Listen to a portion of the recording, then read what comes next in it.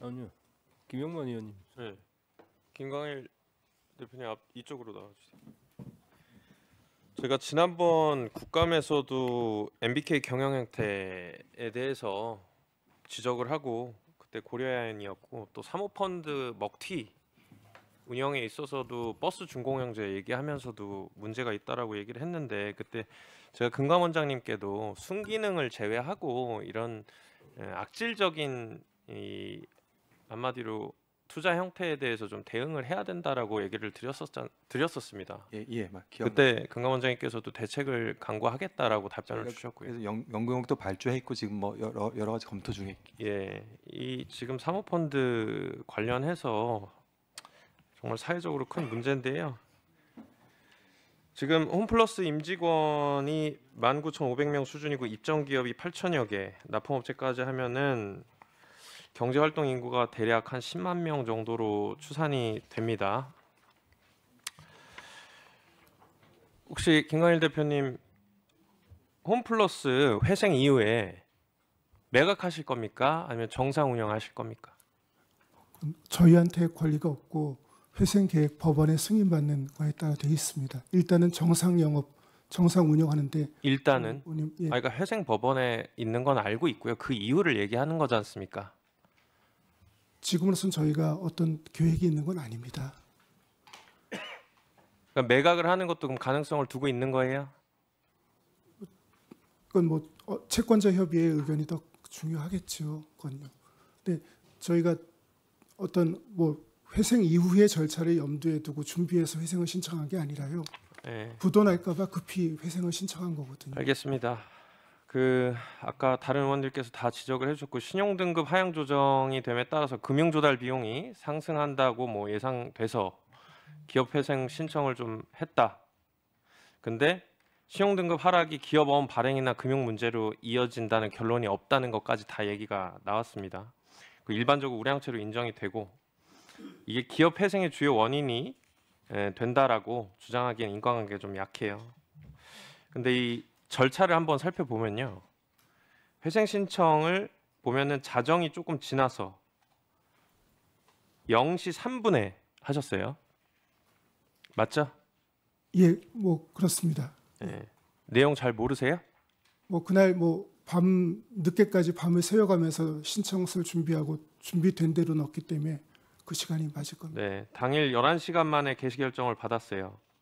근데 우리 의원실에서 파악을 해보니까 24년 법원에서 기업회생 개시 결정 걸리는 평균 기간이 어떻게 되는지 아십니까? 제가 이번에 개시 결정 받으면서 들은 바로는 하루 만에 나온 게 가장 빠르다고 들었습니다. 네, 평균 시일이 47.4일이에요. 이게 작년부터 위기설이 있었던 건설사들도 보면은 신동아 건설이 16일, 대우조선해양건설이 14일, 오늘 얘기 나왔던 삼부토건도 10일 소요됐어요. 근데 어떻게 3일 만에 서류를 준비해서 법원이 바로 개시 결정을 내리는지 참 의문이 듭니다. 그래서 절차를 좀 더 들여다봤어요. 통상적으로 전자소송 시스템 기업회생을 신청하게 되면은 사건 배당팀에 접수가 됩니다. 팀에서 재판부로 사건 배당이 되고 재판부가 사건을 인지하고 그때부터 대표자 신문 절차라는 이 회생 여부에 대한 심사를 진행을 하게 돼요. 근데 홈플러스 신청 과정을 보면 자정에 신청한 사건을 바로 사건 배당팀에 새벽 1시에 공식 접수해서 재판부로 넘겨요. 1시간 만에. 그리고 재판부가 이를 몇 시에 인지했는지는 모르는데 결론적으로 아침에 홈플러스한테 연락을 해가지고 신문 일정을 잡았다. 이렇게 돼요. 그리고 10시에 신문이 열렸죠. 그렇죠? 예, 10시 신문 했습니다. 네. 아까 말씀드린 대로 보통 평균 한 47일이 걸리는 거를 이게 지금 신문이 바로 열릴 걸로 예상을 해가지고 뭐 현장에서 이 기다리고 있었는지 모르겠어요. 네? 그건 아닙니다. 아니 근데 근처에서 대기를 하고 있지도 않았는데 어떻게 바로 그 심리 절차에 바로 참여를 합니까? 저희 그 변호사님 지도에 따라서 저희가 신청을 준비했고요. 그 절차를 진행했습니다. 아니 그러니까 그건 알겠는데요. 보통 심리 절차가 얼마나 걸릴지에 대해서 알 수가 없는 건데 어떻게 그렇게 빨리 10시에 결정이 나고 11시쯤인가 심리 참여를 한 거죠, 그죠? 그 부분은 뭐 저희는 그날 경황이 없어서요. 변호사님께서 말씀하신 대로 법원에 갔고. 네, 알겠습니다. 예. 그리고 또 하나 확인한 게 있는데 메리츠 금융그룹 주요 채권사 맞죠? 예, 맞습니다. 여기도 회생 신청을 뉴스를 보고 알았다고 합니다. 보통 기업 회생은 워크아웃 같은 것들 채권자랑 논의하고 진행하죠. 논의하셨어요? 사전에 논의하지 않았습니다. 그러니까 당장 상거래 못할 정도로 돈이 없는 것도 아니고. 근데 왜 바로 법원으로 갑니까? 채권자랑 상의도 안 하고. 송구하지만 작년에 팀원 EF 사태를 보면서 부도가 난 다음에 회생하는 건 늦다고 생각했고요. 부도 위험이 있으면 빨리 대책을 세워야 된다고 생각했습니다. 송구합니다. 뭐 그런 것도 있고 일각에서는 이런 얘기도 있어요. 메리츠 금융그룹에서 1.2조 원 차입한 거. 이거 고금리 금융부채에 대한 이 차환 비용이 증가하니까 기습적으로 신청한 거 아니냐. 이렇게도 충분히 생각할 수 있을 것 같은데 어떻게 생각하세요? 그런 의도는 전혀 없었습니다. 그리고 우리 존경한 민병덕 의원님이 아까 지적을 해주셨는데 3월 4일이라는 날이 입점 업체 1월분 판매 대금 지급하는 날이었죠. 예, 맞습니다. 근데 하필 3월 4일에 회생 신청을 또 해요. 이것도 생각한 바 없습니까? 저희가 그 당시엔 경황이 없어서 송구합니다. 경황이 없고 송구하다는 얘기 좀 그만하세요. 제대로 된 답변을 못하면 맨날 송구하다는 얘기만 합니까? 이거 기업회생 신청 사유도 석연치 않고 채권자 논의도 안 하고 자구책도 없고 이게 대국민 기만극 아닙니까? 그래놓고서는 지금 정상 운영하겠다, 매각 안 하겠다. 매각할 것 같으니까 질문하는 거 아니겠어요? 지금 하는 행태를 보니까.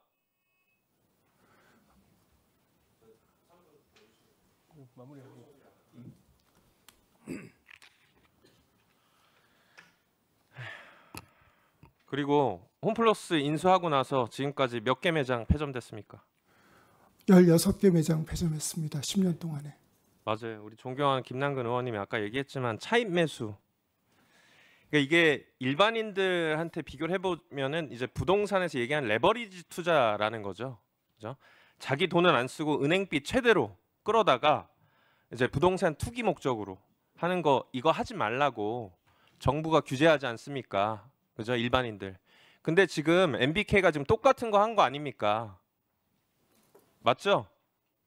7.2조 원 인수자금 중에 2.2조 원 투자자 펀드로 마련하고 5조 원 정도가 지금 다 차입해가지고서는 진행한 거로 2015년에 다 나왔어요. 그죠?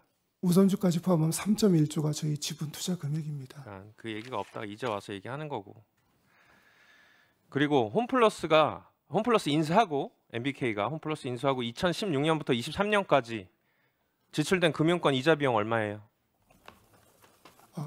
그건 제가 회계기준서 상에서 보면은 약 3조 원이에요. 3조 1,000억 원. 똑같은 기간 동안에 영업이익 얼마입니까? 그것도 제가 잘 5천억이에요. 영업이익이 약 5천억이고 이자가 3조입니다. 이거 돈 벌어서 이자 갚을 때 이 돈 버는 걸로도 부족한 거야. 이자만 해도. 그러니까 갚을 돈 없으니까 뭘 하겠어요. 아까 16개 팔았다고 했죠. 알짜 매장 부동산 팔아가지고 이자 갚을 수밖에 없죠. 송구합니다만 3조엔 지금 부동산 임대료가 들어가 2015년 기준으로 얘기 드린 거예요. 그 이후에도 그럼 그때 얘기를 하시죠. 정확히. 그땐 얘기 없었지 않습니까? MBK에서. 이제 와가지고선 얘기하고 계세요. 홈플러스가 2016년부터 20년 2월까지 장단기 차입금 내역 보면은 한 2조 7천억 원 감소했어요. 같은 시기에 매각한 부동산 자금이 2조 2천억 원이에요. 그러니까 MBK가 영업이익으로 대출 이자 갚고 인수대금은 이제 매장 판 걸로 갚아온 거죠. 그러니까 점포가 줄고 매출이 줄고 인력도 줄고 경쟁력도 없어지고 하는 거겠죠. 근데 재밌는 게 있어요. MBK가 그 기간 동안에 챙겨간 돈 좀 봅시다. 지난 10년 동안 지급한 배당 규모 어떻게 됩니까? 저희 보통주가 받은 배당은 0원이고요. 우선주가 현금 배당을 매년 300억 안팎 받은 게 있습니다. 10년 동안 배당 규모가 7천억이고 24년 공시된 자료에 따르면은 상환전환 우선주 1조로 늘어나 있어요. 홈플러스 순손실 계속 증가하는데 배당하고 운용 보수만 는 겁니다.